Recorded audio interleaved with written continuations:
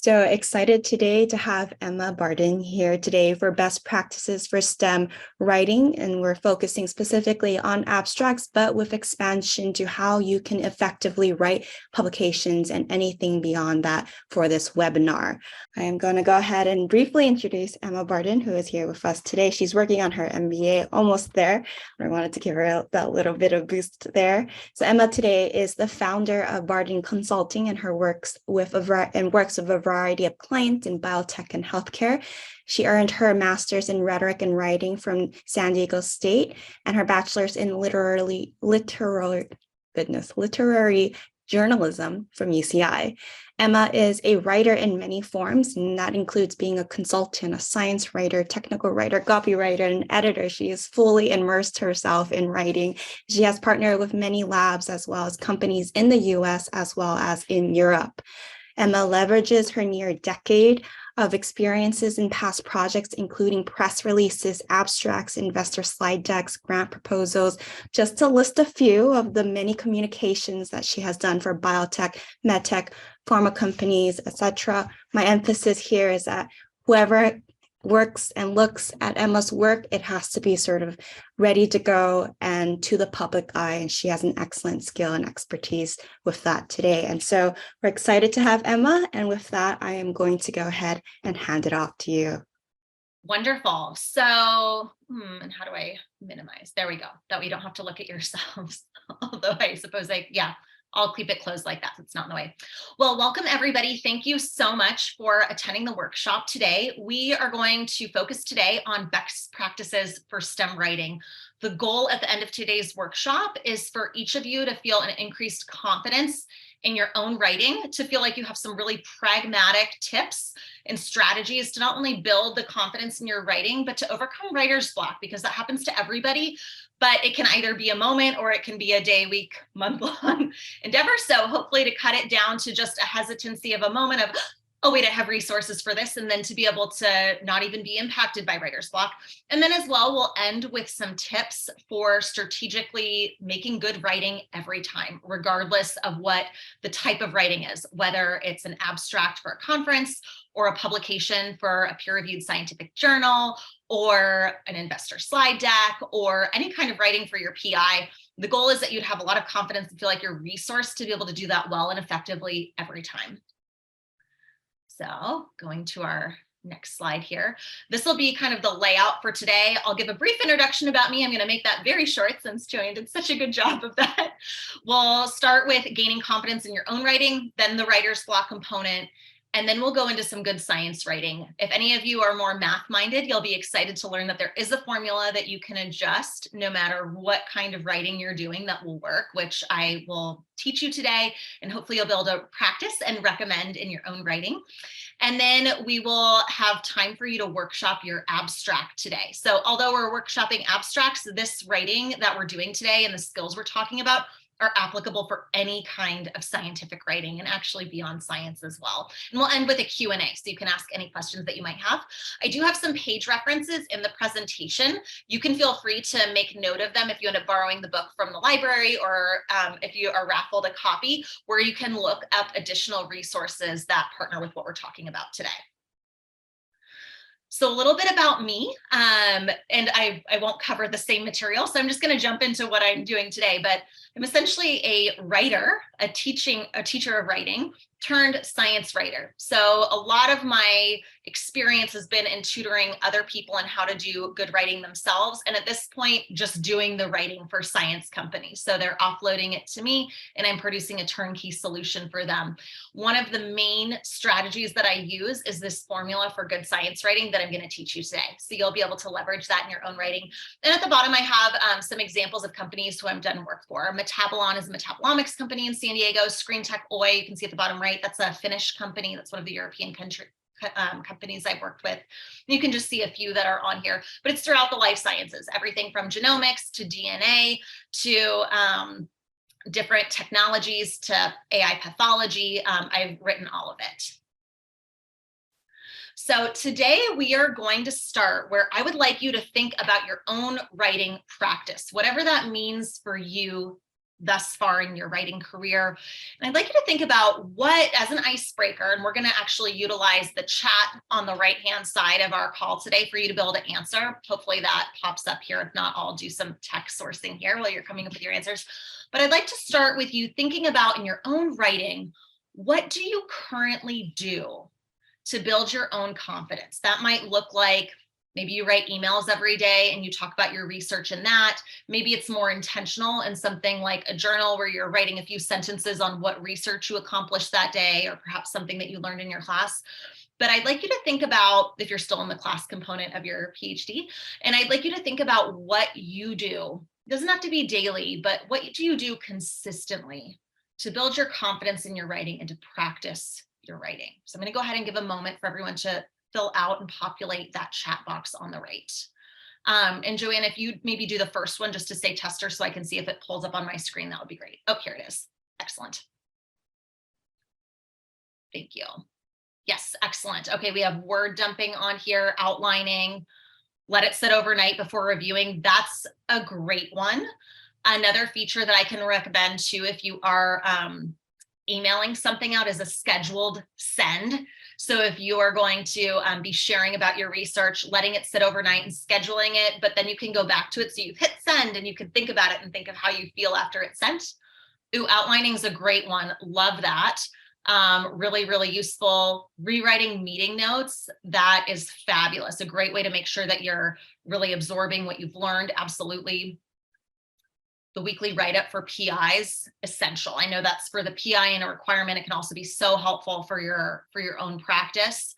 Summary for the PI, absolutely. Of course, this is the key part of PhD research, is that talking with the PI. We'll talk today about how to tailor what you're saying for when you're talking to different people, whether it's your PI, who of course is going to have an intimate knowledge of what you're studying, but also if you were talking to an investor or a scientist in another field, perhaps somebody who doesn't have that, that inside knowledge on what you're studying. We'll talk about how to tailor writing for them as well. Reading is a great way to learn about how to do good writing. We'll talk about that today as well. We're going to discuss a little bit, not a little bit at length, how to leverage domain specific vocabulary, and reading is a great way to find those domain specific phrases and words. Whoever wrote word vomiting, Serena, I feel you. I used to call the first drafts vomit drafts, because you're literally getting it from up here onto the page, and it feels a little bit like word vomit, and it's great. So that's if you want a clever, funny way to say it, it's a nice way to kind of lighten the load. Writing scripts for talks is a really good one, and really thinking through what you're going to say. Reading other papers, again, this feeds into that domain specific vocabulary we'll get to. And reviewing other people's writing, this is a good one. So you're already all doing some really great things to help your own writing. I'm just going to scroll through to make sure, hopefully this gives you some ideas too, of like, oh, I could also do that. These are different than some of the things I'm going to be recommending. So it's a really nice thing that you can add to your list today. Bullet point outline is a great idea too. Proofreading, yes, really feeling confident that you know what you're saying and you have agency over it. Excellent. So let me go ahead and wonder if I can drag this to the side. There we go. All right. So here are some tips that I'm going to share with you for gaining confidence in your own writing. The first thing is, whenever you are unsure of how to share what you're writing, there's a formula that you can fall back to. We're going to get that in the second half of our presentation today, but I'm highlighting it because it's so easily leveraged for any kind of writing indication. So I definitely want you to remember that there's going to be a formula and you can come back to it. The second point here is getting towards what the formula will ask us about. But here's the main idea. If you take one thing away from this workshop, it comes back to this, which is frame your research right from the start in terms of what unmet need it addresses and why that matters. So thinking about your own research, and we'll really get into an exercise on this in a moment, just think for a minute and I'll pause. What is your current research project, and what problem in healthcare and science in the world is your finding that you're hoping to discover? What will it address? And why does that matter? I'm going to pick on microfluidics a little bit just because I have some inside knowledge with that one. But for example, maybe you're working on a device that could engineer 1 million droplets a minute, whereas previously it could only make 100 or 10,000. But that 1 million a minute is really the tipping point for being able to commercialize the product and bring it to market. That's a huge win. So I would think not just in terms of saying what we're discovering this 1 million a minute, but why it matters. So think for a moment about your own writing. I'm going to pause so you can do that. Maybe jot down a note because we're going to come back to it. So I'm going to give you a second to do that.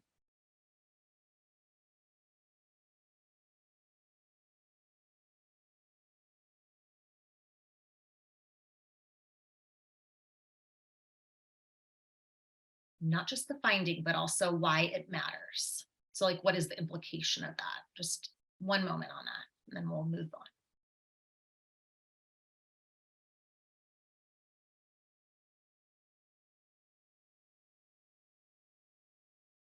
Okay. So hopefully you got something written down. I will give you more time to workshop this in a moment, but while we were talking about it and the juices were flowing, I wanted you to write it down. So another thing that you can do to build confidence in your writing is leveraging domain-specific vocabulary. So I'm sure in your own writing, especially if you've done reading, those of you who mentioned like reading other people's writing or abstracts or reading other articles, you'll notice there are phrases that consistently show up. And I'll pick again on microfluidics and use that as an example. If there is a tumor and you're trying to block off the blood supply to the tumor, the phrase that they would use is the intentional occlusion of a vessel. And all that means is blocking off the blood supply on purpose to a tumor so the tumor starves and dies. And there's a whole bunch of reasons why that's useful. And of course, the writing would need to potentially explain that, but that phrase is commonly used among domain specialists or even within publications. And so one of the things we'll talk about today is how to find out what domain specific vocabulary is, but it can be really useful for you to feel and sound like an expert, and it will build your credibility as a writer and help for a variety of indications, whether this is for a publication in a peer-reviewed journal or even at a conference when you're talking with someone, depending on their background, knowing how to leverage certain words and when to appropriate them in a really profound way. So we'll talk about that later today as well. Someone else already mentioned this, so I wrote it here as well, just in case, which is revise multiple drafts. You don't want to turn in that first vomit draft. And hopefully at the end of today, your first draft is vastly improved because you have a framework to go back to and a formula. But again, make sure that you have time to review several drafts before you turn it in. And this leads well into the next suggestion I have for confidence in your writing, which is have other people look at it who are trusted and who can give reliable, supportive advice. For example, and in particular, I'm recommending your PI. They'll probably look at it more near the end, but if you do have a weekly meeting, you could utilize that to get some feedback on perhaps phrases or things of that nature. And then other researchers in your lab, maybe somebody else, maybe a predecessor began a project and you could ask them to look over how you're writing about this. But it's always a good idea to have somebody else look over your writing and to get that extra kind of feedback. They might even have an article to add to your lit review, or as I mentioned, phrasing that you hadn't thought about that you could leverage. And then the other thing that I'd recommend in terms of confidence is there is an inherent risk in writing, which is we have to show it to somebody at some point and risk them not loving it. But that's the only way to get it published is to hit that submit button, to turn it in, to apply for that conference, to send the email. So at the end of the day, there's a little bit of Nike here, and that idea of you at some point, you just got to do it. But hopefully coming back to these tools on the front end will be kind of a good starting place where you can feel really confident in what you're turning in. So regardless of the feedback, you at least are confident that this is the best version of what you want to say so far. I'm going to pause here before we go on. Are there any questions or comments about this? I love this. You can't win the lottery if you don't buy a ticket. Yes, you cannot win the lottery without buying a ticket. So that's so true. And love this idea of UCI's Writing Center having one-on-ones. Definitely leverage that. That can be a really great resource. Any other comments or questions? And it's okay if not, but I would like to pause to offer it. Okay. So overcoming writer's block. This is one of my favorite strategies we're going to practice today for overcoming writer's block. I've used it time and again, and there's really Emma, sorry, there was a question about the domain-specific vocabulary in the chat. Thank you. Appreciate that. Let me go back to this. How is leveraging domain-specific vocabulary versus unnecessary? Great question. The answer to this, and we'll get into more details later, but I'd like to address it at least a little bit now, is it depends on your audience. So if you're talking with your PI, and I'm going to speak in generalities right now, but if you're talking with your PI, there probably isn't unnecessary jargon because they know all the domain-specific phrases. So for them, they're like, yes, I know all the things that you're saying. If you're talking to somebody else, it depends who they are, in terms of what's going to be unnecessary and what is supportive. So it will require you to think about, who am I addressing here? If it's a publication, say you're trying to publish in biomicrofluidics or in Lab on a Chip. Again, I'm picking on the microfluidic people here. If you're in microfluidics, yay, this is helpful in particular. But you would think about, who is the readership? Who actually reads Lab on a Chip? What do they know? What is specific to them? What are they going to have no idea and it's like too niche? What is actually helpful and supportive? And one way to do this, again, we'll come back to this at length later on, but just to give a little snip here, is to look at current articles that have been published in that publication and look for, what are the common domain-specific vocabulary phrases that come up time and again, regardless of if an indication is for cancer or if the indication is for Alzheimer's disease research. What are the phrases that keep showing up when we talk about microfluidics in this publication? And appropriating those in your own writing. At something like a medical device conference, it's probably going to be a wider audience and they might not have that same specificness. So as the audience becomes less specialized in your area, your domain-specific vocabulary will decrease, or you'll need more supportive phrasing around it where they can figure out what that phrase means, even if they've never heard it before, based on the other things that you say after it. So does that answer the question? And you can respond in the chat if that's helpful for at the moment.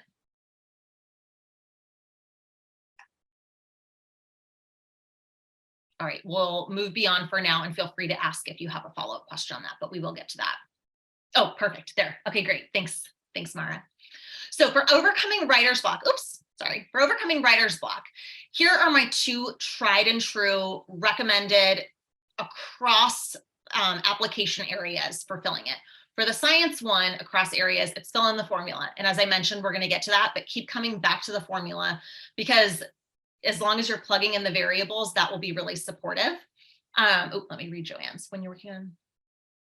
Yes, this is a great resource, Joanne. Exactly. When you're doing that background lit review research, notice what phrases show up time and again and really mine it for those domain specific phrases that are expected from a given publication. Absolutely. Even, and in particular, I would recommend looking at past publications out of your own lab. So whatever lab you're in, see what maybe your predecessor, of course, they had a few publications that they graduated, what phrases showed up over and over again in theirs that you could then also include in yours, and where were they published, and you can do kind of a cross-reference of that. Here's my favorite strategy for writer's block. It's using voice to text. Most phones will have a feature for that. Some computers have a feature for that as well. Don't pay for anything, there's free ones. I have two on here, the logos for them so you can see. Here at the bottom is a link for it. And I'm gonna pause here in a moment. But what I would like you to do right now is please get out your phone and open up, hopefully you've had a chance prior to the workshop today to download one of these. If you haven't, you can go ahead and use this link at the bottom, the speech texter. But please go ahead and go to this and open it up. And what I'd like you to do, and I'm going to give you a minute to do this. I'll actually give you 2 minutes on the clock here. What I would like you to do is to just, for the 2 minutes, and I'll say start in a second, talk into your device, whichever platform you've chosen to use is fine, using voice to text, and just talk about your research. What are you trying to find and why does that matter?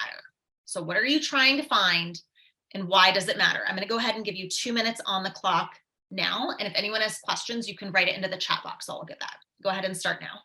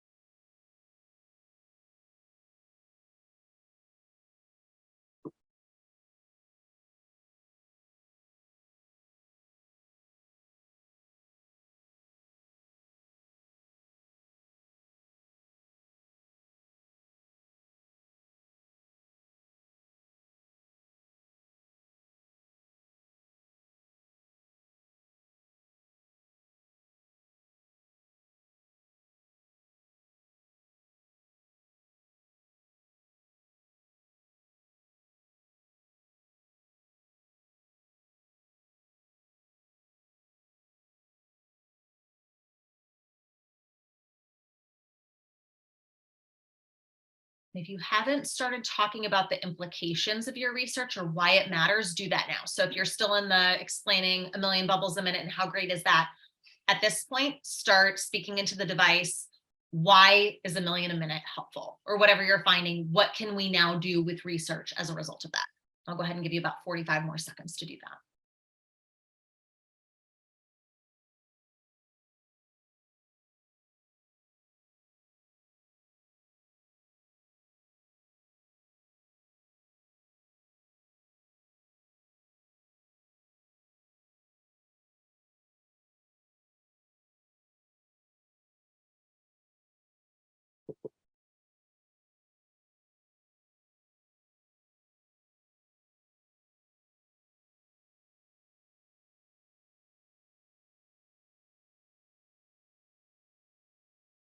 All right, and go ahead and bring it to a close. Make sure you hit save so you don't lose that component. And I have a resource here on the bottom. I'm also giving homework. Remember, I used to be a college professor turned high school English teacher with a science writing unit. So I'm going to give you homework, but I do recommend it, which is to train. If it was voice to text, excellent. You can also do voice record. So if your current recording was just audio, tonight your homework is to transcribe it. And you can use this resource. I have it here at the bottom, rev.com. You have to pay for those ones. It's not a ton. And I will say it's not great. There's two versions of it. One is a more affordable economic. I leverage this a lot for our clients where it will do like an auto that uses AI to auto transcribe from audio to text. It's not great unless you have an American accent or really an American accent, but they do have a more intense feature where somebody personally will transcribe it that you could use if you want. And that is better with accents. At that point, you can decide if it's worth it or not for you. The way around this, of course, is voice to text, not just the audio recording. But this one up here that I have the image of is just the audio. So if you use that, you could transcribe it tonight. This is a really great resource if you're stuck. Rather than trying to rate anything, just do it based on what you're hearing. Excellent. Okay, great. Word also has one. Great resource. Thanks, Sydney, for sharing that. Yes. So there's a lot of different platforms you can use, but the important thing is that you find one you like and you use it. So this is a really, really lovely resource. You don't need to talk for an hour recording it, but even just 5-10 minutes, because for example, right now, you already don't have a blank page. In fact, you have 2 minutes worth of content that you could move around depending on what you're trying to create. And we'll use a formula in a little bit and you'll already be able to pull from that. So this is a really great first step that across industries seems to work really well. So try it out. You'll have to, at the end, let me know what you think about this if you've gotten a chance to use it beyond our workshop. So other strategies to overcome writer's block. Here are some of them. One, have a friend write down what you say. So if having the phone in front of you, if in the last 2 minutes you're like, oh my gosh, I could not perform. I had performance anxiety. It was overwhelming. It was too much.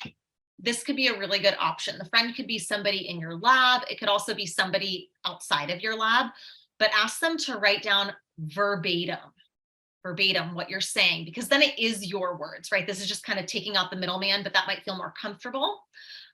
You could also have them ask you in a question and answer format some questions about your research. As I mentioned, we're going to get to a formula, so they could ask you questions about those variables in your formula, for instance, to be really proactive and helpful at this. Another tip I have is to start with the literature review.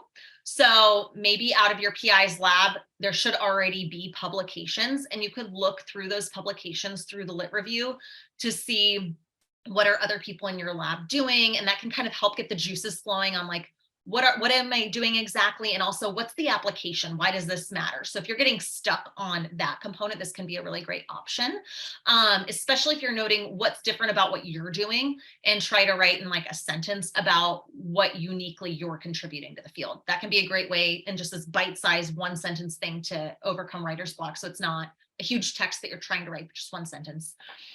The other recommendation, and someone had mentioned this or variation of this in the opening icebreaker, was set a timer for 5 minutes and brain vomit, like journal free write, just stream of consciousness. What are you researching? Why does it matter? Don't worry about spelling, structure, none of that, just write. And in fact, if English is your second language, you could also do this in your native language. If you're really, right, the idea is to be successful at whatever step you're doing. So if you're like, Emma, I don't think I could even do 5 minutes on my research in English, it feels too much right now, then break it down and do it in your native language. And we'll, of course, if we're publishing at an English venue, we'll have to translate that later. But for this initial step, that initial getting over the blockage part, you could always do it in your native language. It doesn't have to be pretty, remember, it just has to get written. And then at the bottom here, I do have another suggestion for a page reference. Page 72 has some additional ideas of the text that we're auctioning off. So you could always look there as well for some additional ideas on writer's block. Yeah, just to give you a sense of what she talks about in that page 72 and 73, she has this idea of ninja writing, which is just, you might not even have 20 minutes, you might have 5 minutes. And we all have busy days. If you could just make sure that you put out something every day or a couple times a day when you have 5 minutes, things come together and you overcome writer's block. Yes, exactly. And thank you for sharing that. Are there any questions about these strategies before we move on?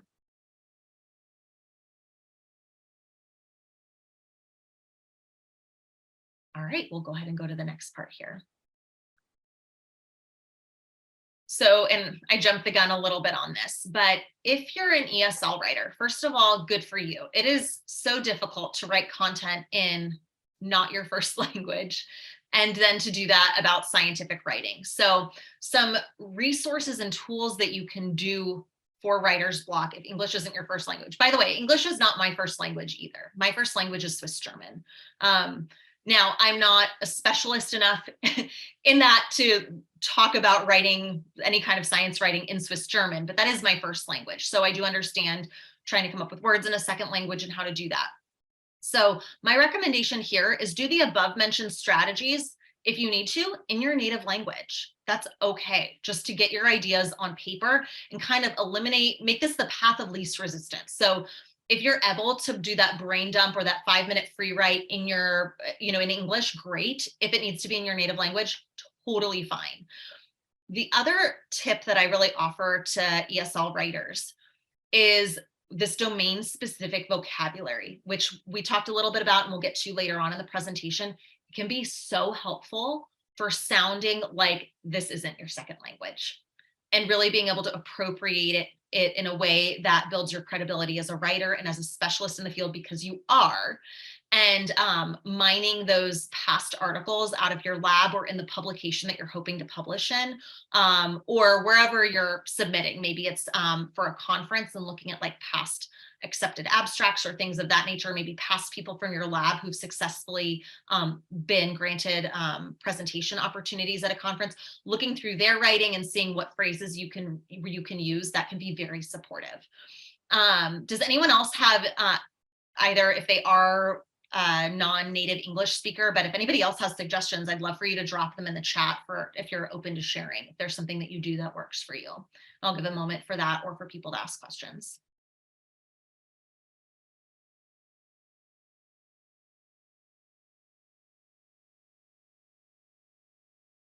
All right, let's go ahead and go. But if anyone types in, here we go. Thesaurus synonym is my best friend when writing. Yes, thesaurus synonym is great. Maybe there's another way to phrase something. This can be a really good resource.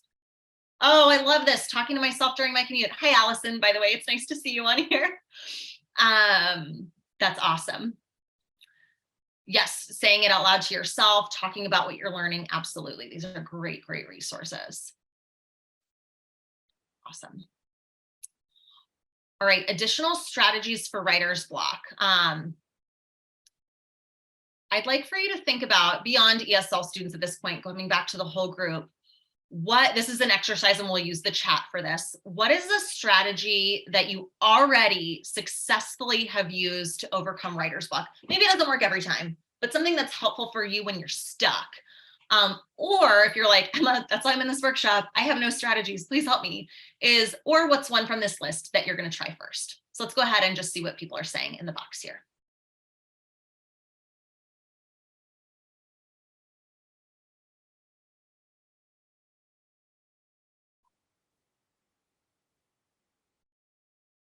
My personal favorite, by the way, is the formula. I'm coming back to that. Ooh, mind mapping. Excellent. Side note, for those of you who have the book, that or are going to end up with the book, there's a whole section in that book about how to do mind mapping effectively to help, and some really practical small steps that you can take to, and then at the end you have a really comprehensive mind map. So if you're like, ooh, that sounds interesting, how do I do that? The book has some really great options on it. Bullet pointing ideas. Yeah, absolutely. Breaking it down so you're not writing this big thing. You have these small bullets. Outlining. Oh, absolutely. That's great. So you kind of know where you're going and you have a roadmap. Yes. Love this. Working on easier parts of the article to get the ball rolling. 100%. If it's an article for a peer-reviewed scientific journal, by the way, maybe the first thing you write is the methods, because you know what you did, right? You already did it.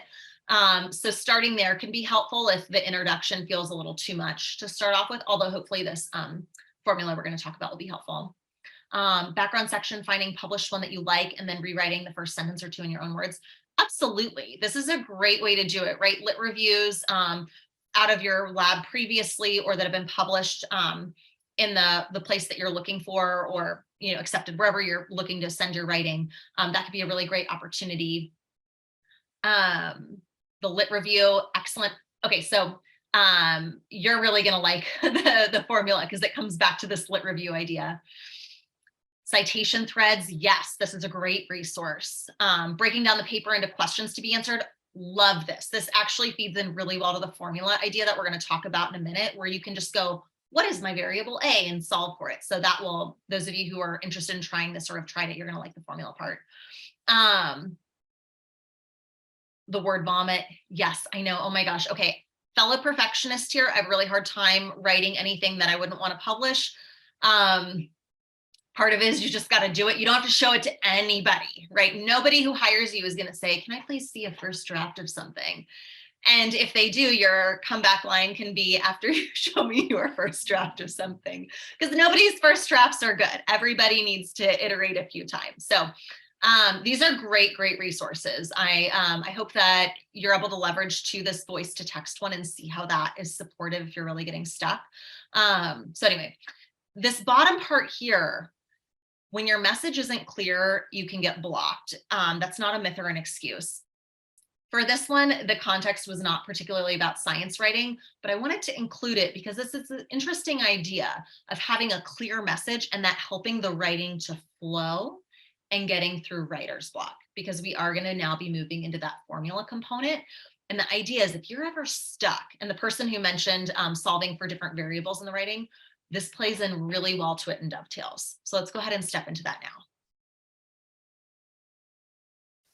All right, good science writing. There is the formula. And of course, it'll get adjusted based on your audience and what you're writing.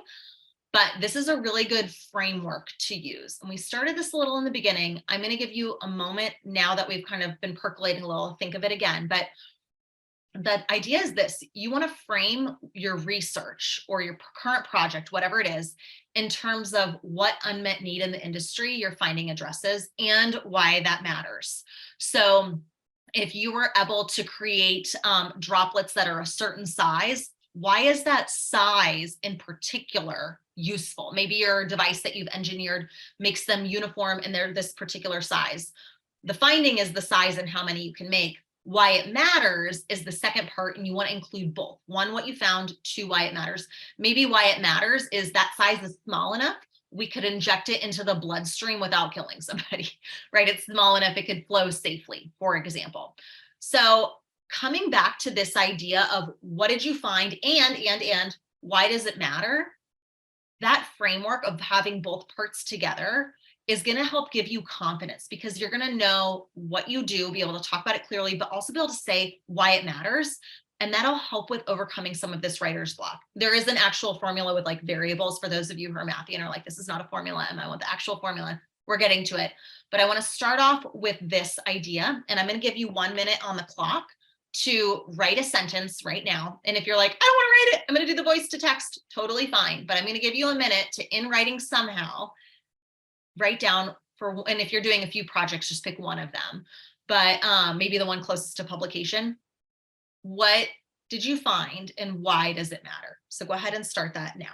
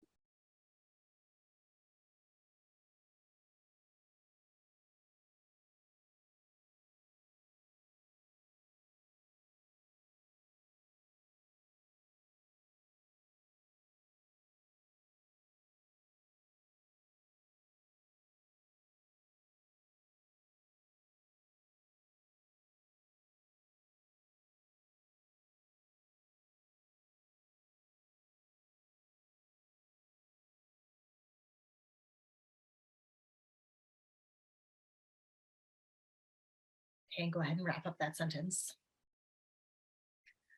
If as you were writing that, you had some of that hesitancy of, I want it to be perfect. How do I write it perfect? If that happens, the strategy I'd recommend that you leverage is then don't write it. Do the voice to text or even just an audio note, because we care less about what we're saying. Like it's a little easier to overcome. Was that sentence grammatically correct? Was it a complete thought? Was it a run-on? It can be easier to do it as voice to text rather than trying to write it down. So you can always use that as kind of a scaffolding if you need. So we're going to move on to our next exercise, which is we're going to use what you just wrote down. So don't get rid of it. Here's the idea between good writing and better writing. And we're going to look at two examples. We're going to use the chat here for an answer. But the question is going to be, which do you think, these are about the same thing, but which example A or example B, which one do you feel is better? And by better, I mean more effective, and why? Let's say, since you're like, well, it depends on the venue, publication in a peer-reviewed scientific journal or an abstract at a conference. The answer will work for both. Which one do you think is better and why? So I'm going to give you a minute to read through both, and you can write in the chat what you think.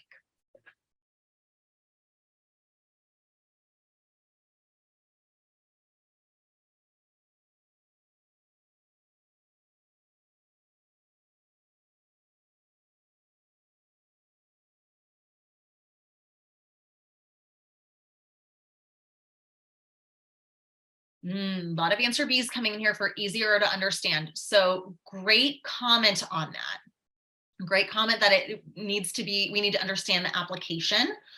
I will challenge you a little bit on this one. For an article in a peer-reviewed scientific journal, there will likely be other statements. It won't be a standalone sentence. And does that change your answer and why? It won't just be this sentence on its own. Imagine if it was part of an abstract or part of the article itself.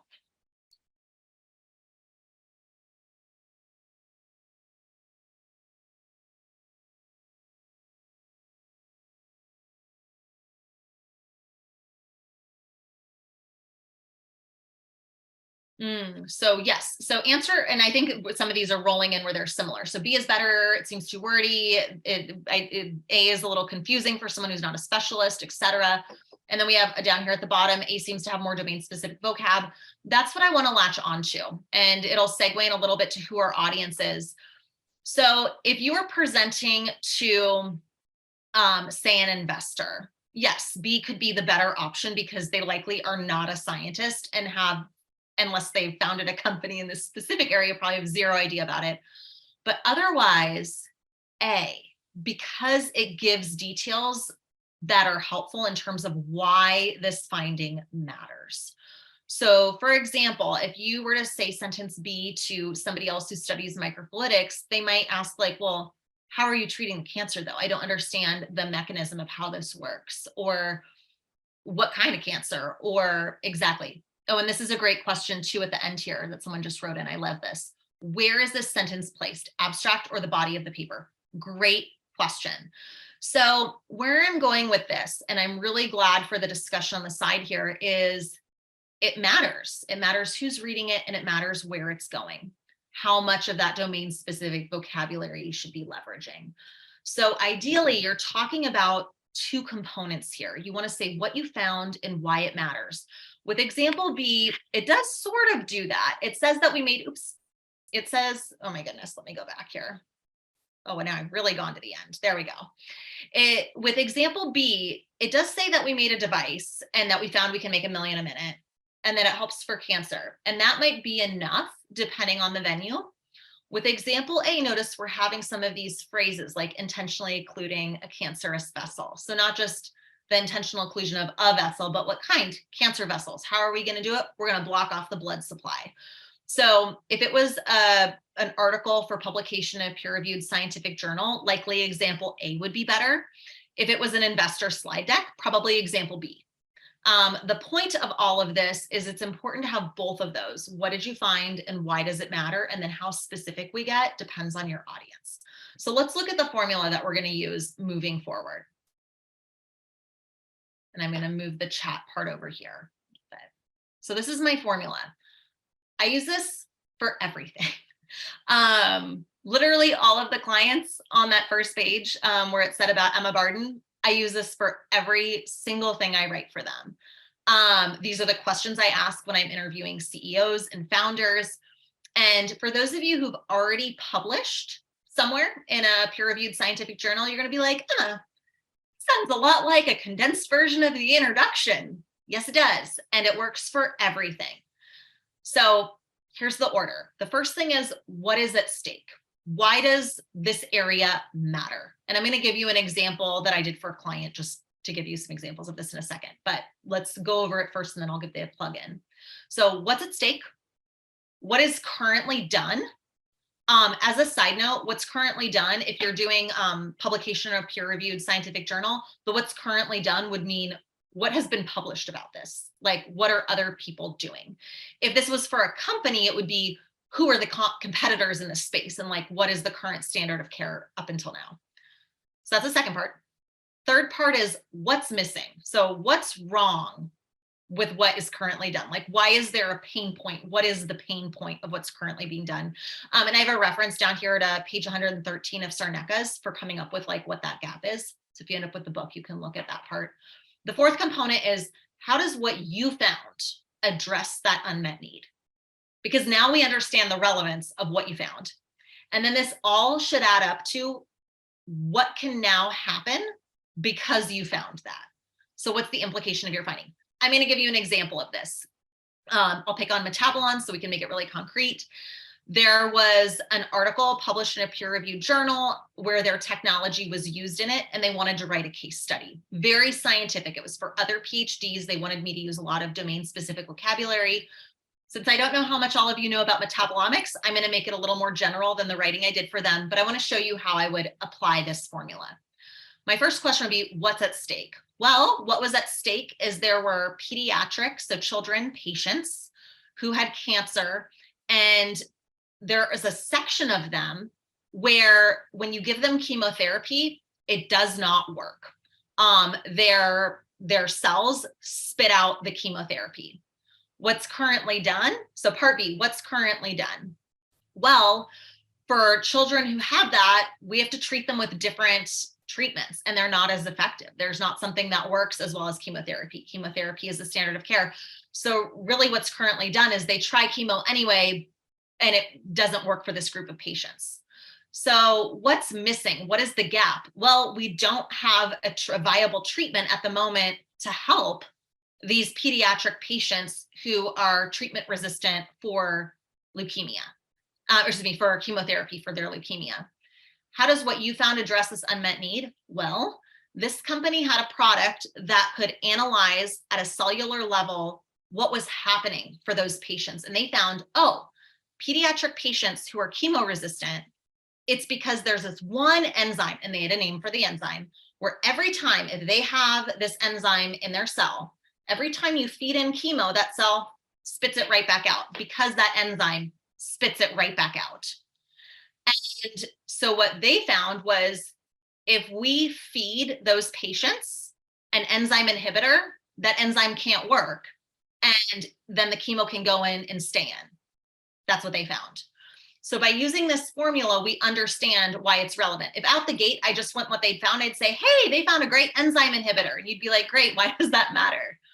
So using this formula can be really helpful for being able to create interest and drive and impact with your writing, and ultimately to make it successful. For those of you who've published, you're probably, as I mentioned, you go, this looks a lot like an article intro, and it does. If you are writing an article for publication in a peer-reviewed scientific journal, what's at stake is usually your first paragraph. It's why does this topic matter? What's currently done is your lit review. That's usually a few paragraphs. What's missing? This is usually the third or fourth paragraph of your intro. And how does what you found address that unmet need? That's the fourth part. If you're writing an article abstract, all 5 of these things put together is the abstract. It's what's at stake, what's currently done. Of course, you're not doing a full lit review, but you're in broad strokes saying what happened. You're saying the gap, you're saying what you found and why it matters and what can now be done. So it just, how long you make each of these parts indicates whether it's the abstract or the article itself. If you're at a conference, all this stuff is going to go on your 3-panel poster presentation, and you'll be sharing that with everyone who comes up to your booth. Really what's changing is how long is each section that you're talking about, and how much domain specific vocab are you going to be using when you're talking about it. I'll also say I've done a lot of investor slide deck support for startup companies. This is also the formula that the successful ones use when pitching to an investor, except of course there's financials and things of that nature also in here. I'd like to go ahead and pause because that was a ton that I just threw at you. And I'd like to give you a minute to ask any questions, or if you'd like clarification on any of this, and you can go ahead and use the chat for that.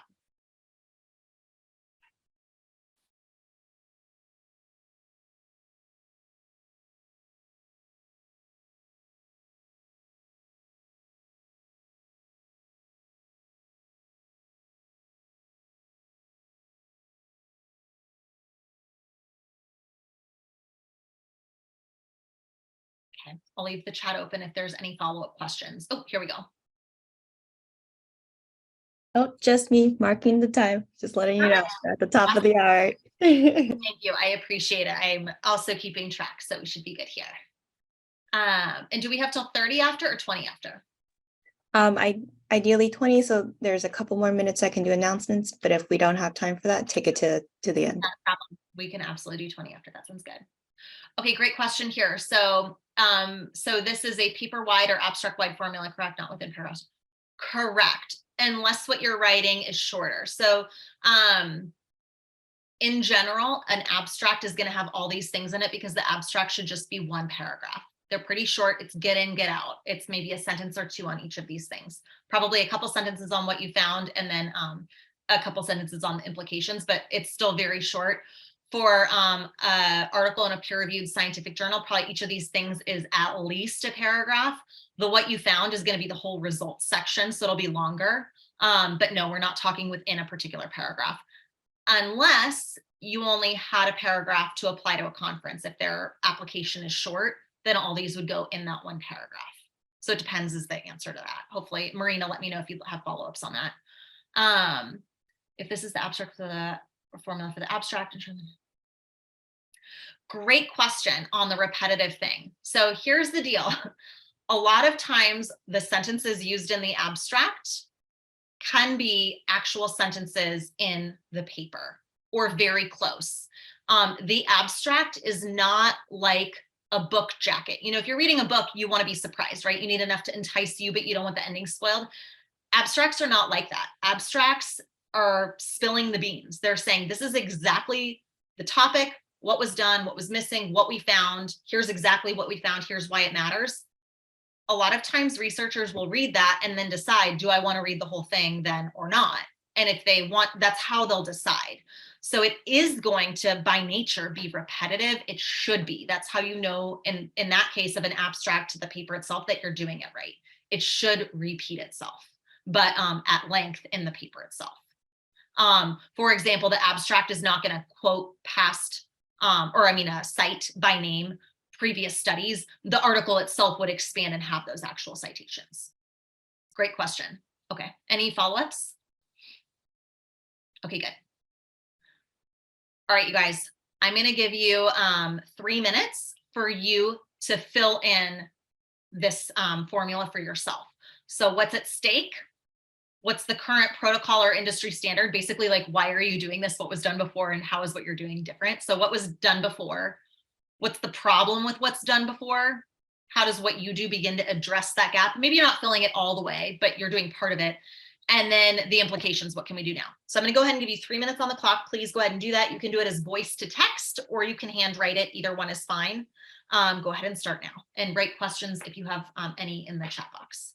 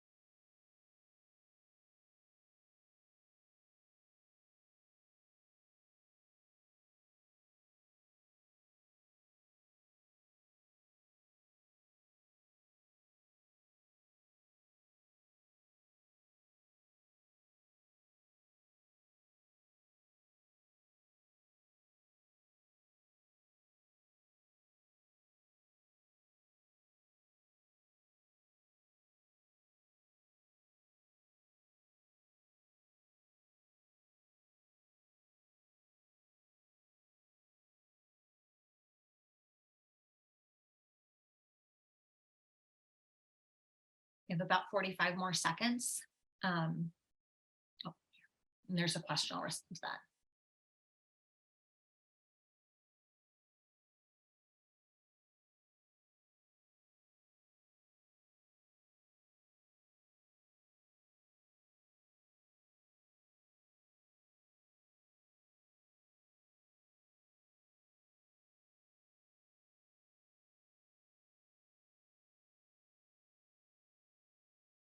Navjot, I'm sorry, I'm not seeing your name correctly, but I wrote in the box an answer to your question.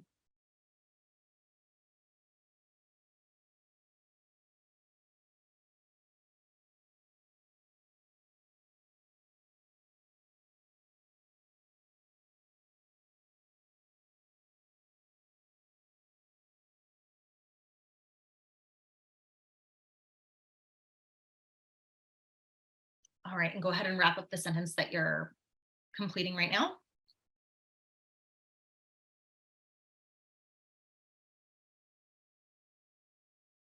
All right, I did want to bring this up. There was a question in the comments that said, what tense is generally advisable?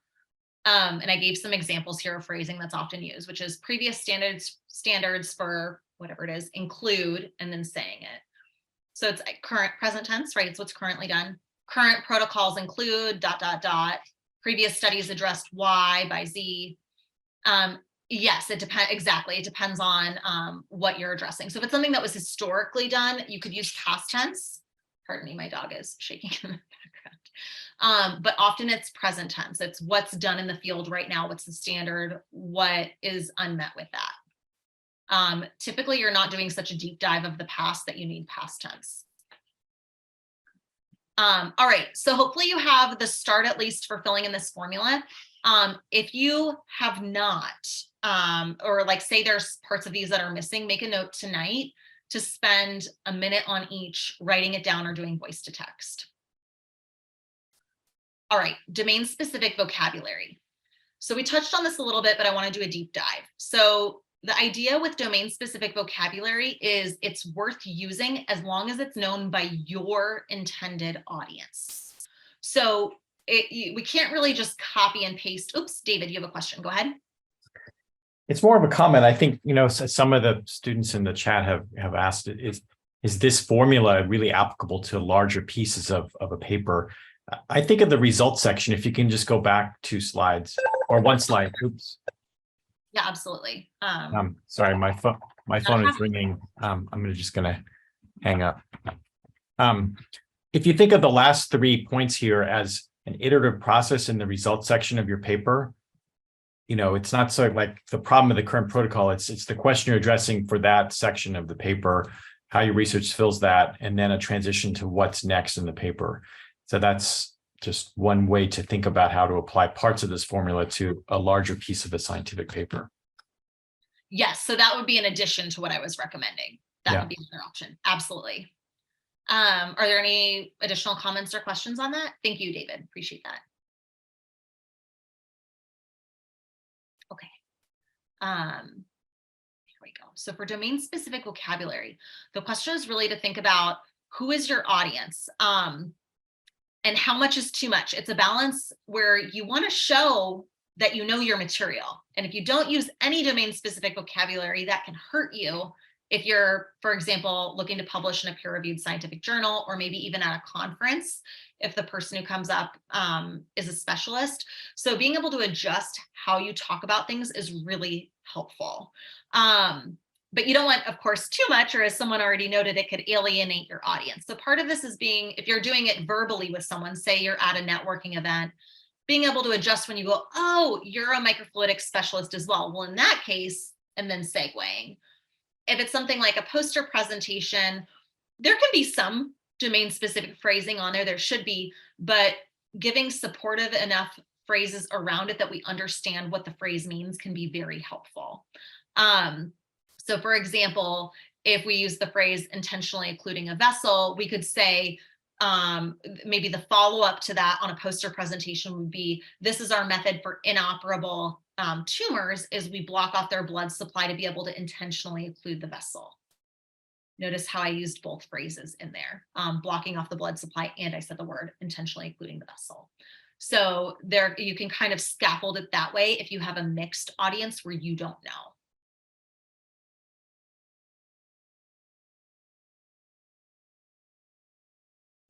Shorten this a little bit. All right, so the idea is this, and this is my really practical tip. If you're like, but Emma, how do I do this for a publication? Here's my recommendation. Look at past published articles or abstracts. If that's, I mean, I'm picking these up because you need them to graduate, right? How do you get your PhD? You make a significant contribution to the field. I'm using quotes because that's not my phrase, that's somebody else's phrase, right? That's how largely universities define if you get to graduate or not with a PhD.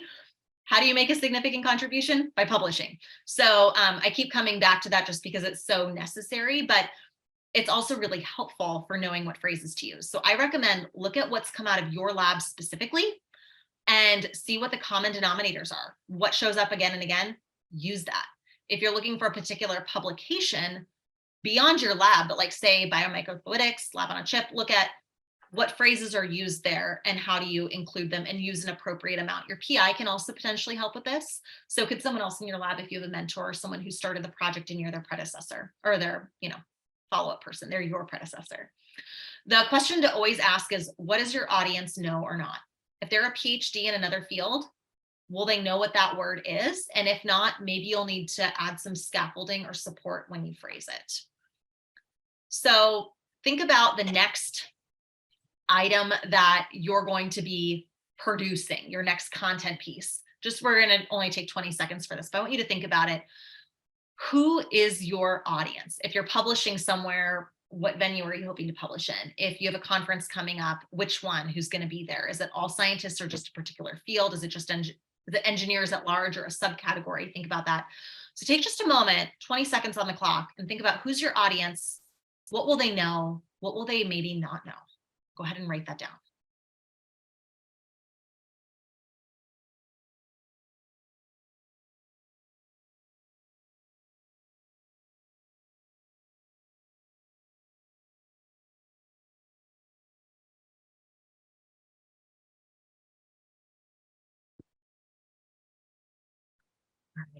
All right. Are there any questions on this part? I want to open that up to the group. And if you're taking a few more notes about your audience, that's okay.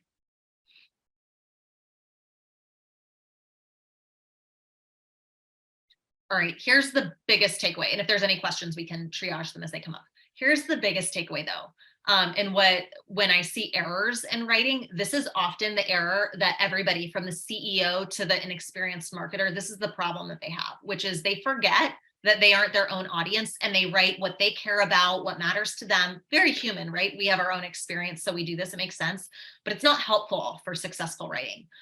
So I would encourage you to always remember you are not your audience. Let's see, if you're not exactly sure, is it better to guess that they are? Great question, Marina. Let me answer that right away, and then we'll get into this. You're not your own audience. You won't always know exactly who your audience is, and that's why I'm recommending look at past things that have been successfully published in a particular place. So like with Lab on a Chip, you'd look up what phrases show up throughout the last couple versions of it, right? You have to read that anyway through your lit review, or in your lab, what's currently coming out of it, what phrases are used or not. And then it just depends, if it's for an article in a peer-reviewed scientific journal, I would recommend more domain-specific vocabulary, but with the scaffolding explaining what it means. So don't just say we intentionally included the vessel. Well, actually, for an article in a publication like that, I would recommend you go more scientific. If it was the conference, I would add the scaffolding. If it was an investor, I would go less specialized. And then if they share that they are a specialist, then you could break out the domain-specific vocabulary. So you don't want to alienate them, though. It's a balance, and with time, this will come more naturally on kind of what to do. But I would say abstracts or the articles themselves, very detailed. But you're still going to use that formula. So we're going to understand the relevance, what was done, what was missing, and why it matters. You'll just have a lot of those phrases in it as you're explaining it. The conference would be the middle ground. And then like an investor slide deck or an email or networking event, it would be more general. Unless you're with specialists, like where they have PhDs in your same field, like say a visiting lab or something, then maybe you could go more particular. It's hard to know without the actual audience to say it. Okay, cool. So here's the main deal though. Don't assume that you are your own audience, because you usually are not. So it is very rare where the audience is exactly going to care about the exact same things that you do. So I would always encourage you, ask yourself, who are they? What do they care about? What matters to them? And what words do they know? So for example, if they're a PhD in another field, they might not care about the specific material you used and like, oh my gosh, this is so much better. Like, I'm so excited. This was such a pain. The old material kept breaking and flaking and I had to redo experiments. Oh, what a headache. Your coworker in lab might care about that. The other researcher might just care like, well, but what's the research implication of this? And can we partner with my lab? Right? Like they're going to care about something different, or the investor is going to care about the finances, but also the potential market or the impact of it. Your PI, likewise, they're wanting to know, are you successful on your steps towards something that's going to end up in publication? So if you say like, oh, we practiced doing 1,000 extra units last night, it was so cool. They might be excited about that if they're like, that's actually another publication topic. Or they might go, yeah, but okay, but how are you making progress towards publishing what we already talked about? So think about who your audience is and go from there. Here's my tip at the bottom. Most bad, meaning ineffective, writing forgets who the audience is, and the writer accidentally ends up writing for himself or herself. That's like the #1 problem that will happen. So that's why having your PI read it, having other people read it can be helpful, because they'll ask you some of those questions like, yeah, but why does that matter? Or, well, how is that important? And they can work with you on that. Any questions before we move to the next section here?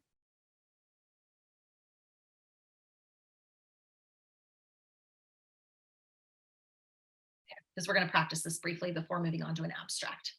So here's my example for you. 3 examples explaining the same research, but tailoring the writing to 3 different audiences. So the first person is your PI. The second is a 5th grader or an 8th grader, fine. And third is a science news magazine. So I'm showing you how I would tailor what I'm saying to each of those groups. So Marina, this will get into your question a little bit about how to tailor it. For a PI, I might say something like, our flow focusing microfluidic device creates clinical scale quantities of uniform fine droplets for gas embolotherapy. And the PI would be like, great, let's publish that. For the 5th grader, we would say, we built a device that produces a lot of really small droplets, enough that they can be used to help people with cancer. Right? You're probably never going like that general, but maybe. a science news magazine, which is probably how general you're get. Oops. Oh my goodness. Sorry, guys. Went away. It's going the wrong direction on me. Here we go. The Science News magazine would be researchers designed a novel microfluidic device that can produce 1 million droplets a minute, the threshold needed for commercialization of the product to treat inoperable cancers or inoperable tumors. So notice how like the amount of domain specific vocabulary changes, but in each part we say, what did we find and why does it matter? And that's what we've been practicing on our earlier versions. So I just wanted you to see how to change it for each group. I would love to, in our last time here, give you a moment to just briefly, how would you do it for each of these audiences with your research? And maybe what you already wrote down in the voice to text in the earlier exercise was one of these, but I'm gonna go ahead and give you 2 minutes and just write one sentence for each of them. How would you say it? I'm gonna go ahead and give that to you on the clock. And if there's questions, you can ask in the comments right now. Go ahead and start.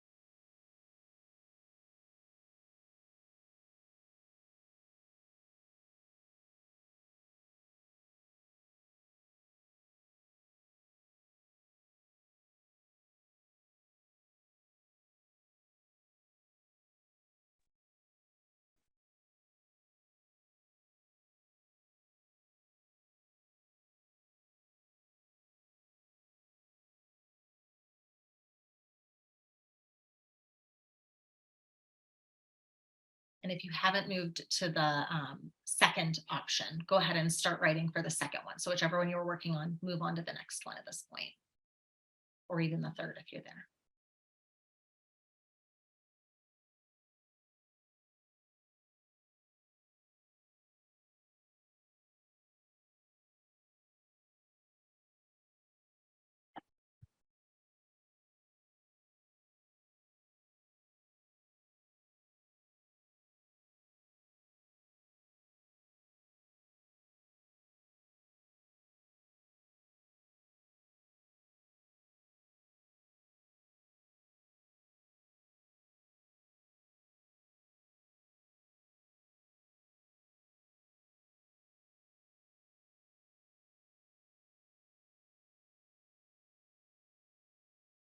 Go ahead and finish up your thought on whichever one you're writing. Okay. So with these, hopefully this, even if you didn't have a complete sentence or if you were concerned over like the phrasing of it, hopefully at least it got your brain thinking about how do I change what I'm saying? Because none of these examples are for yourself, right? So hopefully it got your brain thinking a little bit about like, who are each of these people? What do they care about? And how would I tell it to them? And that really is the takeaway from this workshop, is how to write with confidence. And one of the ways to do that is to think about who your audience is and are you reaching them? This is a great exercise for accomplishing that, especially oscillating between the Science News magazine versus your PI. That can be helpful to think about the phrases that you'd use for each and how you'd share it. Any questions on this? I'll go ahead and go to the next one, but feel free to write a question if you have it. All right. So we had requested, if you have your own abstract, that you go ahead and pull it up now for your own writing. So this is the abstract that you're currently working on, however rough it is. And what I would like you to do, I'm going to give you a minute on the clock for this, but I would love for you to read through your abstract and label each of these parts. What is at stake? So why does it matter? You should have at least a sentence of that. If you don't, write in the margin, need variable A. What's currently being done? This is kind of like that lit review. So you can label that B if you want. What's currently missing? Like what's the gap, the unmet need that you're addressing? That definitely needs to be there. And how does what you found address that unmet need? And then what are the implications? So go ahead and take a minute and see, do you have A, B, C, D, and E if we're making them letters? Go ahead and label those on your own. If you're missing something, make a note tonight to write it down. Go ahead and start on that. Read through your own abstract and do a moment of self-editing. I'll go ahead and give you a minute now.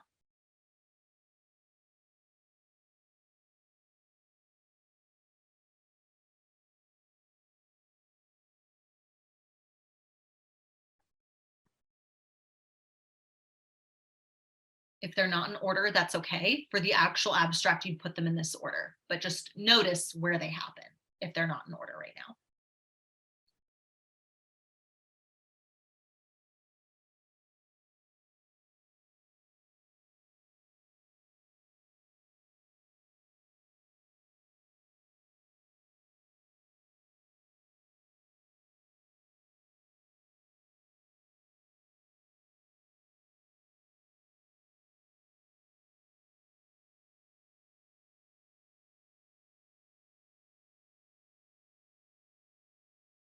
And if you're missing any of these variables, please make a note to yourself this evening to find what they are and to write them down. So what's currently done, if you don't know, that would be the lit review. So that's maybe you want to outsource and look through past articles from your lab. But for the other things, hopefully you're able to answer those for yourself, but you might need to write them down if they're not there yet. Are there any questions on this before we move on to an example one?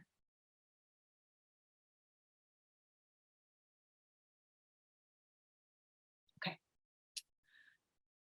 So here's what I wanted to do as a group is looking through this case study together.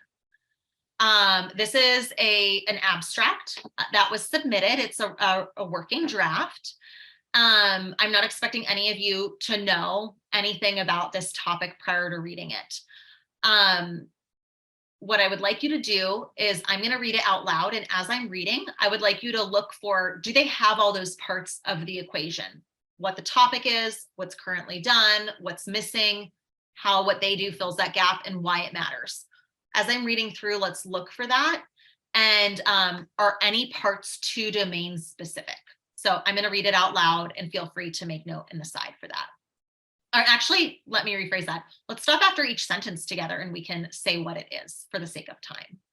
So the opening sentence is, binding free energy calculations are quickly becoming an integral part of the drug discovery process in most pharmaceutical companies. Any idea what variable that might relate to or what topic based on the formula?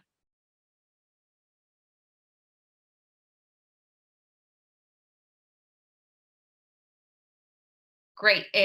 Yeah. So it is a combination of this, right? What's at stake? It's a little bit like the opening, like this is a key interest area. It's also a little bit about what's being done.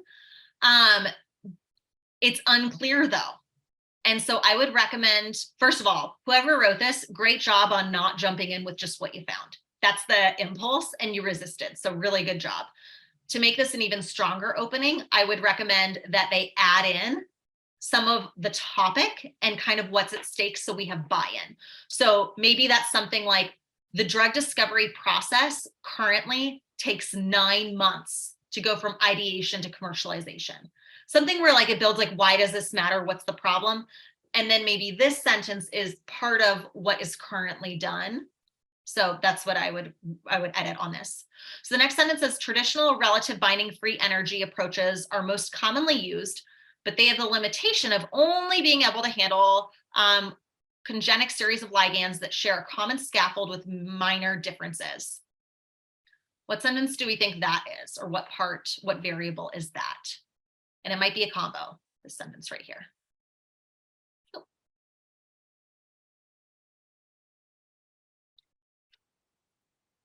Yes. Okay, good. Serena, yes, it's both the current protocols and gaps, and whoever labeled gap, yes, right? So we have, but they have the limitation of, that's our key phrase of ding, ding, ding, this is the gap, right? So this person combined it. It's okay to combine it in 2 sentences or in a sentence, but we want it really clear what's currently done. So I would maybe even expand that. So if this is your abstract, I might say something like a whole sentence on current standards include X, Y, Z, P, and Q. However, relative binding free energy has the limitation of, so we understand the gap clearly, right? We can really set it up specifically. Here's the topic, here's what's done, here's what's missing, and then we can go into the next part, right?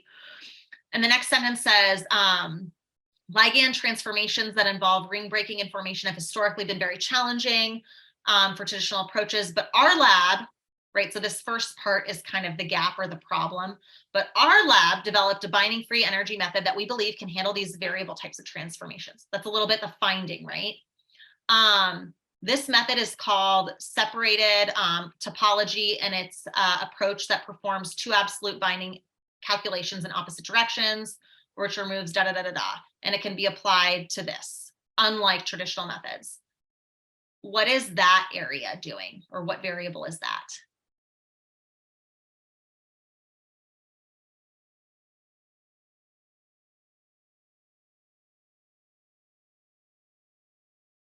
It's what they found, right? So this is the findings section. This is the findings. So it's what they discovered that they can do. The implications, you're right, it does start saying a little bit about what they can do. Really, for the findings, we want to say exactly what they found, and they do get to that later. This next paragraph says, in the study, we use this benchmark for this to test challenging this. Ultimately, we wanted to, and it says what they found. It's a little out of order, right? This part should maybe come first, and then the implications would come after, or transition. But ultimately, that part all would be shortened to make this whole thing a smaller abstract. And we need a little bit more of variable A and B. What's the topic? What is currently done? And why is that a problem? So when we get to these parts, it makes sense why they did this and why it's going to matter for future research. This is actually mostly in the right order, right? How they did things. It's just how long they talk about each thing that could be adjusted. And you're right on the implications part being here and being able to move down. So for that, sorry, I'm trying to move to the next slide here. The point of pulling this one up is just to show, when you're reading your own abstract, really notice, is what you have in the right order? And do you need to expand any of it? Is there stuff that should be talked about more or spoken about more clearly? So really understand each of those variables, what they are and why it matters. With that, I would like to transition to an opportunity for questions at the end here, where you can ask things about your own writing. Ooh. Great question for Jillian here. So let's move on to the question and answer part, and Julian, I can answer this for you. So do you spend equal time on each of these sections? No. And if you're asking how much to spend on each, my recommendation would be read abstracts that have been published recently in the publication you're looking to submit to, and follow suit. In general, why it matters is a sentence. What's currently done is a sentence or two. The gap is one sentence. Your findings are going to be probably 2 sentences or 3, and then the implication after, and then you get out. Those abstracts are very short. Great question, Zach here. He says, can you explain what the ideal first sentence of an abstract should be? I find that people typically list a general fact of the field to walk readers into the work, though this sometimes seems unnecessary, but in the example you gave, it seems to be our first sentence should be the problem in a way. Yeah, so the opener should be something that we understand, like, why is this relevant? Why does this matter? Like, why is this a topic of research right now? So it can be a hook, and the example, or excuse me, the accompanying text that we're raffling off has some ideas about how to do this. Part of it is a personal preference on how people would like to do it. But I would really recommend, to be successful, if the definition of success is being published, I would look at, how does your publication of choice, like your number one where you want to get it published there, how do they typically treat that opening sentence? But it's something that should point to the problem. That way it flows. It shouldn't be an irrelevant but slightly related fact. It should really drive to, like, what's going on, what's currently done, what's missing with what's done, and how does what you do address that? It should holistically help that flow. So pick an opening sentence that will reflect that. Follow-up questions? Otherwise, we'll wrap up here.